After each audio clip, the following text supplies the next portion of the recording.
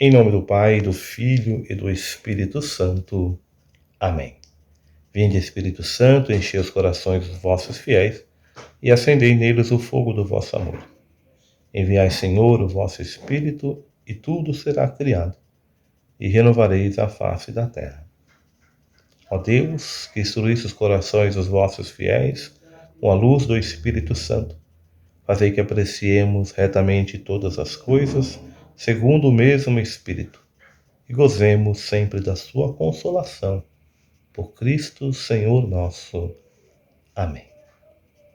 Meus irmãos e minhas irmãs, dando continuidade ao estudo do livro dos Atos dos Apóstolos, estarei partilhando com vocês hoje sobre o capítulo 25, onde Paulo vai ser colocado diante de Festo, governador que acaba de assumir, substituindo a Félix. Então são dois pontos, né? Primeiro, esse encontro com o governador, depois o encontro com o rei Agripa, onde também estará presente o governador Festo.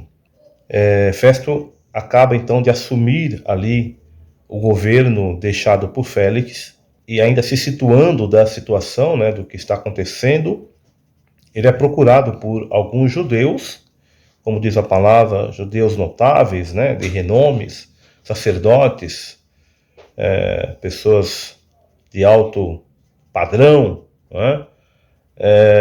E é procurado então por essas pessoas para, mais uma vez, acusar a Paulo, e no intuito de armar para ele uma emboscada e levá-lo à morte. Festo chega a Jerusalém. Paulo está na Cesareia, Paulo está preso na Cesareia, né? E aí, então, ao chegar em Jerusalém, esses judeus procuram, então, a Festo, tentando trazer Paulo de Cesareia para Jerusalém, e nesse trajeto armarem uma emboscada e levá-lo à morte. Festo, então, vai dizer, não, olha, ainda meio que situando das coisas, né? Ele vai dizer para esses judeus, não, em breve, daqui a alguns dias eu voltarei para Cesareia. Se vocês quiserem me acompanhar, vocês me acompanham, e lá vamos discutir, vamos ver, vamos conversar, vamos tentar resolver essa questão.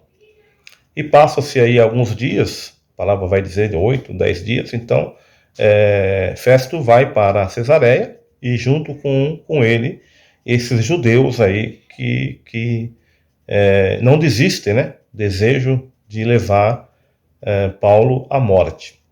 O primeiro plano já caiu por terra, né? Porque eles queriam nesse trajeto de Cesareia a Jerusalém, então armaram essa emboscada, mas não deu certo, então eles acompanham o governador então para a Cesareia. Ao chegar na Cesareia, no dia seguinte, então, ele convoca Paulo para se apresentar diante dele. E mais uma vez ali está junto com eles esses judeus, pressionando, né? Querendo de certa forma que o governador então tome alguma atitude. O governador ali agindo politicamente, né?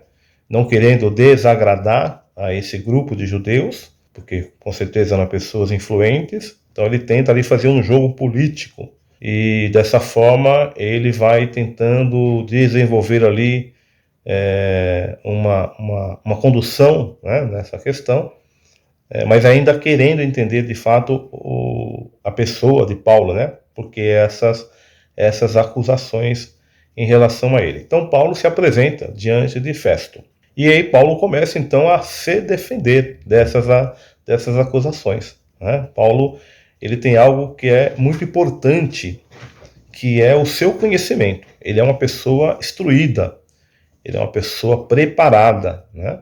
Paulo não é apenas um conhecedor da palavra a partir da sua conversão, mas ele é um homem preparado antes da sua conversão, né?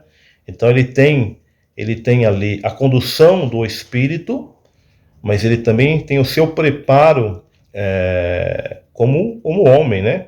Das leis, do conhecimento das leis que regem aquele país, né? E então ele, por ser conhecedor dessa lei, ele mesmo se autodefende, né? E aí ele, como uma pessoa muito bem articulada, um grande orador, então ele começa ali, diante de Festo, a sua defesa. Não é?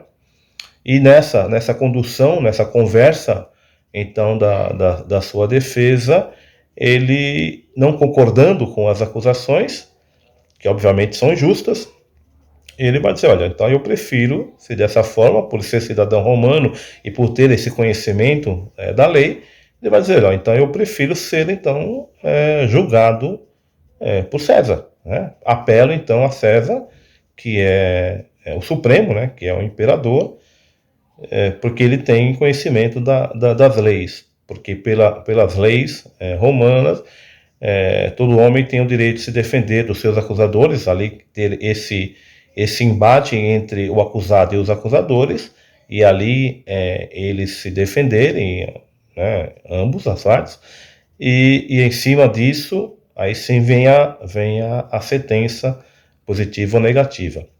Então ele tem conhecimento dessa lei. Então ele vai solicitar isso então a Festo, que ele seja então julgado por César, né? E Paulo, tão conhecedor daquilo, tão preparado para aquele momento, ele vai dizer, né, a Festo, lá no versículo 11, se lhe tenho feito algum mal, né, ou coisa digna de morte, não recuso morrer. Né? Então ele usa dessa fala para Festo e continua, né? Mas se nada daquilo do que estes me acusam, ninguém tem o direito de entregar-me a eles. Por isso eu apelo então a César. E assim faz. Então Festo ali naquele momento, né? Acredito que não esperava essa postura de Paulo. Então ele convoca ali rapidamente os seus assessores, ali a sua equipe, conversam ali, faz uma conferência naquele momento, e então ele vai dizer para Paulo, né? Então, se apelastes para César, a César então você irás, né? E aí ele então determina que Paulo seja levado para ser julgado por César. E aí entra nesse capítulo a pessoa do rei Agripa, que vai fazer uma visita a Festo, né, provavelmente ali pelo começo do seu governo. Então o rei vai ao encontro de Festo, vai fazer uma visita a ele, e aí então Festo expõe para o rei essa questão de Paulo, né? E aí o rei também deseja ver, conhecer Paulo, né? E aí é marcado então esse encontro, onde vão apresentar Paulo para o rei Agripa.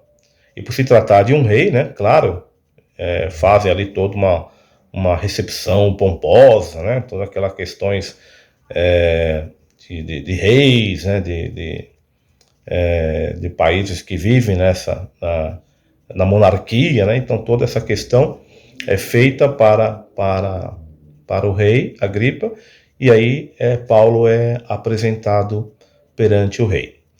Então Festo toma a palavra, porque ele precisa de uma certa forma escrever para César, explicando a situação, e aí ele coloca então para o rei, sugerindo, né, solicitando então que seja feito essa carta, né, que será direcionada para que ele possa então ser enviado a César, né? Lá no versículo 16, respondi-lhes que não era costume dos romanos condenar homem algum, antes de ter confrontado o acusado com seus acusadores e antes de ser dar a liberdade de defender-se dos crimes que lhes são imputados.